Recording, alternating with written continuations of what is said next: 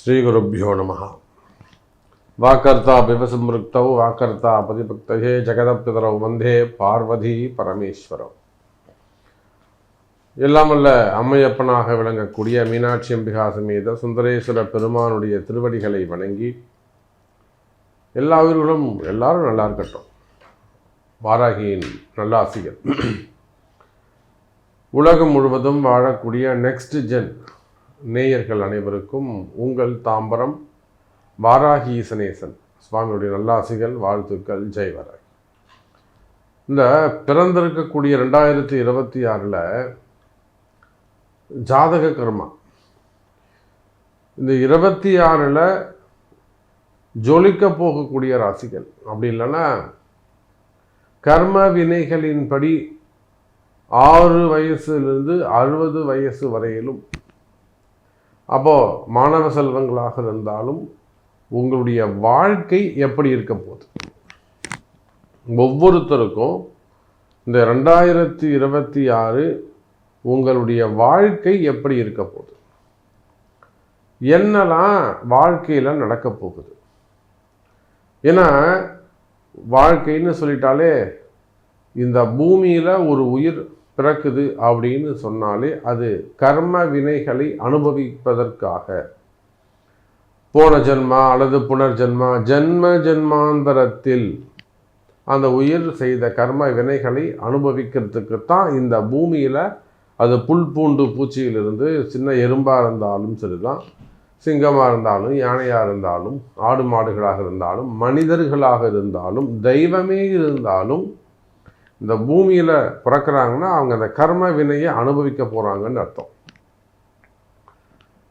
அப்போ மாதம் மாதம் இந்த ராசி நேயர்களே அந்த ராசி நேயர்களே அப்படின்னு சொல்கிறத விட இந்த வருஷத்தில் சின்ன குழந்தையிலிருந்து வயோதிக பருவம் வரை இந்த வருஷம் உங்களுக்கு என்ன நடக்க போகுது, எப்படி வாழ்க்கை எப்படி இருக்க போகுது, இந்த கர்ம வினை எப்படி வேலை செய்யும்.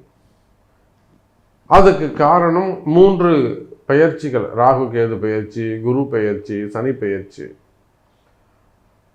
முன்னாடி வரக்கூடியது சனி பெயர்ச்சி, 2வது வரக்கூடியது குரு பெயர்ச்சி, 3வதாக கடைசியாக வரக்கூடியது தான் ராகு கேது பெயர்ச்சி.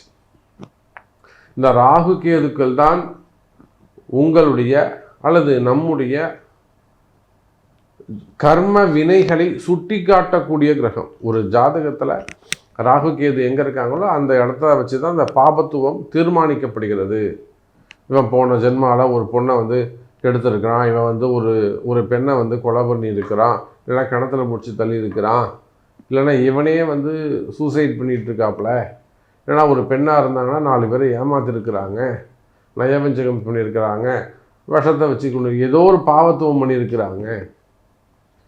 அப்போ இந்த ராகு கேதுக்களை வச்சு தான் ஜென்மாந்தரத்தில் இவர்கள் செய்த தவறுகள் என்ன மாதிரியான பாவம் செஞ்சாங்க, என்ன கர்மா இருக்குது அப்படின்னு சுட்டி காட்டக்கூடிய கிரகம் ராகு கேதுக்கள். அப்போது இந்த 2026 பொறுத்தவரையில் அனைத்து அன்பர்களுக்கும் வாழ்க்கை எனக்கு தெரிஞ்சு சிறப்பாகத்தான் இருக்க போகுது. கண்டிப்பாக பணங்காசு வருமானம் அதிகரிக்கக்கூடிய அற்புதமான வாய்ப்பு. எப்பையெல்லாம் இந்த சனியும் குருவும் சந்திச்சுக்கிறாங்களோ அப்பையெல்லாம் பார்த்தீங்கன்னாக்கா பண வருமானம் தன வருமானம் அதிகமானதாக இருக்கும். டாலருக்கு நிகரான மதிப்பு பொருளாதாரம் அதிகரிக்கும். இந்திய ரூபாயின் மதிப்பு அதிகரிக்கும். அதே சமயத்தில் கனிம வளங்கள், செங்கல், மணல், ஜல்லி, அத்தியாவசிய பொருட்கள், மளிகை பொருட்கள், உணவு தானியங்கள், இது எல்லாத்துடைய விலைவாசிகள் உயரும். அதே போல தான் கோல்டு மார்க்கெட், தங்கம், வெள்ளி விலை காணாத அளவுக்கு உயரப்போகுது. நீங்கள் நினச்சி பார்க்க முடியாத வகையில் வெள்ளியின் விலை உயரப்போகுது. தங்கம் எப்படி கிடுகிடு நம்ம திரும்பி பார்க்குறதுக்குள்ள 3 மடங்கு 4 மடங்கு உயர்வாக வந்துடுத்தோ, அதை போல் வெள்ளியின் விலையும் ஏறப்போகுது. இந்த 2026 உங்களுக்கு வாழ்க்கை பலன் டோட்டலாக 12 மாதமும் சேர்ந்து உங்கள் வாழ்க்கை எப்படி இருக்கும், இந்த வருஷம் நீங்கள் என்ன சாதிக்க போகிறீங்க, என்ன ஜெயிக்க போகிறீங்க அப்படிங்கிறத பார்த்துடலாம் வாருங்கள். அன்பார்ந்த மகர ராசி அன்பர்களே, அற்புதமான கால நேரம். மகர ராசியை பொறுத்தவரையில் நிச்சயமாக வாழ்க்கை சிறப்பானதாக இருக்கும். ஏன்னா கம்ப்ளீட்டாக இந்த 7.5 சனியிலிருந்து நீங்கள் வெளியில் வந்துடுறீங்க. டோட்டலாக ஒரு 8 வருஷம் 10 வருஷமாக, இன்னும் சொல்லப்போனால் ஒரு 8 ஆண்டுகளாக தொடர்ந்து நீங்கள் பட்டு வரக்கூடிய துன்பங்களிலிருந்து விடுதலை. ஒரு 10 வருஷமாக 8 வருஷமாக உங்களுக்கு என்னெல்லாம் கஷ்டங்கள் இருக்கும். எப்போ ஆரம்பிச்சது இது? 2019, 2018, 2020 மகர ராசிக்கு கஷ்டங்கள் ஆரம்பிச்சிருக்கும். அது உங்கள் பிறப்பு ஜாதகத்தின்படி முன்ன பின்ன வரும். அப்போ ஒரு 8 வருஷமாக நீங்கள் என்னெல்லாம் ப்ராப்ளத்தை ஃபேஸ் பண்ணிக்கிட்டு வந்தீங்களோ, மேபி எல்லாத்தையுமே நீங்கள் மிஸ் பண்ணியிருக்கலாம். உங்கள் லைஃபையே கூட நீங்கள் மிஸ் பண்ணியிருக்கலாம். நிறைய அன்பர்கள் கணவன் அல்லது மனைவி மிஸ் பண்ணியிருப்பாங்க. இல்லைனா 2 பேர் சேர்ந்துருந்தால் வறுமையை வாட்டி எடுத்திருக்கும், கடன் சுமைகள் பிரச்சனைகள் இருந்திருக்கும், தொழிலை விட்டுருப்பாங்க, மிஸ் பண்ணியிருப்பாங்க, பிஸ்னஸை மிஸ் பண்ணியிருப்பாங்க.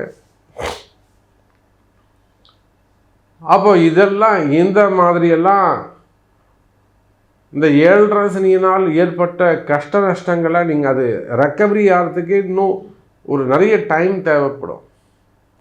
ஆனால் ரொம்ப ஸ்பீடு ரெக்கவரி வேணும். உடனடியாக நாம் எழுந்து திரும்பவும் அந்த பழைய நிலைமைக்கு மகர ராசி அன்பர்கள் வரணும். ஒரு குடும்பம் வேலை இல்லாமல் எத்தனை மாதம் இருந்துட முடியும்? ஒரு 1 மாதம் 2 மாதம், அவ்வளோ 6 மாதம் சமாளிக்கலாம். அப்புறம் அந்த குடும்பத்துக்கு வருமானம் வந்தே ஆகணும் இல்லையா? அப்போ அதை போல் ஸ்பீடு ரெக்கவரி வேண்டும். இப்போ இந்த பதிவுடைய நோக்கமே அதுதான், ஸ்பீடு ரெக்கவரி. ஒரு விஷயம் நடந்து போச்சு, தவறு நடந்து போச்சு, ஆமாம் சார், ஓகே, நான் ஒரு மிஸ்டேக் பண்ணிட்டேன், நான் பண்ணது தப்பு தான், அறிந்தோ தெரிந்தும் தெரியாமலும் செய்த பாவங்கள், இதை விலக்கினால் உங்களுக்கு வாழ்க்கை சிறப்பானதாக இருக்கும். மகர ராசி என்பர்கள், நான் தெரிஞ்சு செஞ்சனா தெரியாமல் செஞ்சனா, எனக்கு தெரியல சாமி, நான் செஞ்சது தப்பு, பட் எனக்கு ஸ்பீடு ரெக்கவரி வேணும், இமீடியட் எனக்கு இன்கம் வேணும், எனக்கு இமீடியட்டாக வருமானம் வேணும், வேலை வாய்ப்புகள் வேண்டும். நான் ஒரு பெரிய தொழில் செஞ்சுக்கிட்டு இருந்தேன் சாமி, நானே தொழில், இப்போ நான் தொழிலே என்னை விட்டுட்டேன், வேலையாவது நமக்கு கிடைச்ச ஒரு சின்ன வருமானம் வந்தாலும் குடும்பத்தை காப்பாற்றிட்டு நான் கடைசி காலத்தை ஓட்டிப்பேன். எனக்கு பசங்க இருக்காங்க, கமிட்மெண்ட் இருக்குது, பசங்க ஹையர் ஸ்டடீஸ் படிக்கிறாங்க, அவங்கள நம்ம காப்பாற்றணும், அடுத்து அவங்களுக்கு கல்யாணங்கள் செய்யணும், கடனை அடைக்கணும், இப்போ இருக்கிற இடத்தெல்லாம் கூட விற்று நான் கொடுக்கறதுக்கு தயாராக இருக்கேன், எனக்கு நிம்மதி வேணும், ஆரோக்கியம் வேணும். அப்போ தேவை அதிகமாக இருக்கக்கூடிய மகர ராசி அன்பர்களே, கவலை வேண்டாம்.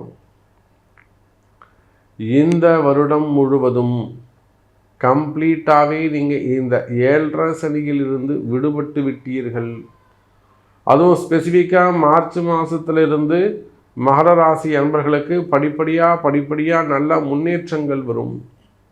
நீங்கள் சின்ன குழந்தையாக இருந்தாலும் சரிதான், 9 வயசு 12 வயசு மாணவ செல்வங்களாக இருந்தாலும், இல்லை ஹையர் ஸ்டடீஸ் பண்ணக்கூடியவங்களாக இருந்தாலும், உள்நாட்டு வெளிநாட்டு கல்வியாக இருந்தாலும், அல்லது வாலிப பருவத்தில் இருக்கிறீங்க, ஜாபோ ப்ரைவேட் ஜாபோ கவர்மெண்ட் ஜாபோ ஒர்க் பண்ணுறீங்க, இல்லை ஹெச்ஆர்என்சி போன்ற ஆன்மீகத்துறையில் வேலை செய்கிறீங்க, இல்லை கவர்மெண்ட் ஜாப் செய்கிறீங்க, அல்லது டிடிடி திருப்பதி போன்ற இடங்களில் வேலை செய்கிறீங்க, மடாதிபதிகளாக இருக்கிறீங்க, அரசியல் தலைவர்களாக இருக்கலாம், அரசியல் குடும்பங்களாக இருக்கலாம், சினிமா துறையை சார்ந்தவர்களாக இருக்கலாம், அதே போல் மீடியா துறையை சார்ந்தவர்கள், தொலைக்காட்சி நண்பர்களாக இருக்கலாம், பத்திரிகை நண்பர்களாக இருக்கலாம், அல்லது ஓன் பிஸ்னஸ் பண்ணக்கூடியவங்களாக இருக்கலாம், கடைகள் வச்சு நடத்தக்கூடியவங்க, சின்ன சின்ன தொழில் செய்யக்கூடியவர்கள், பெரிய கம்பெனிஸ் ஃபேக்ட்ரிஸ் வச்சு நடத்தக்கூடியவங்க, பெரிய தொழில் நிறுவனங்கள், ஐடி பிஸ்னஸ் பண்ணக்கூடியவங்க, ஸ்டார்ட் அப் பிஸ்னஸ் பண்ணக்கூடியவங்க, டாக்டர்ஸு, ஹாஸ்பிட்டல்ஸு, ஸ்கூல்ஸ் வச்சு நடத்தக்கூடியவங்க,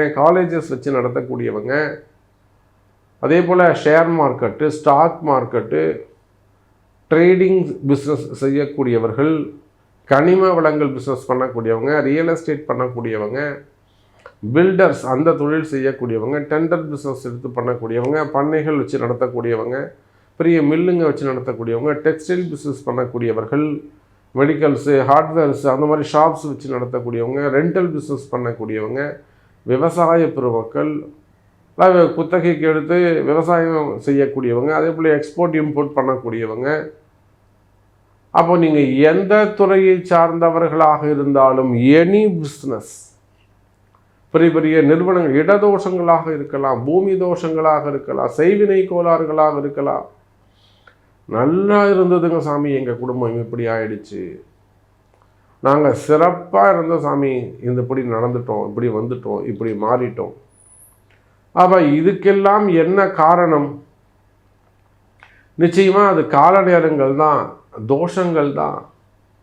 அப்போ மகர ராசி என்பர்களை இந்த கால நேரம் டோட்டலாக உங்களுக்கு சேஞ்ச் ஆகுது, நல்ல நேரம் பிறக்குது, இந்த வருஷம் வாழ்க்கை சிறப்பானதாக இருக்கும்.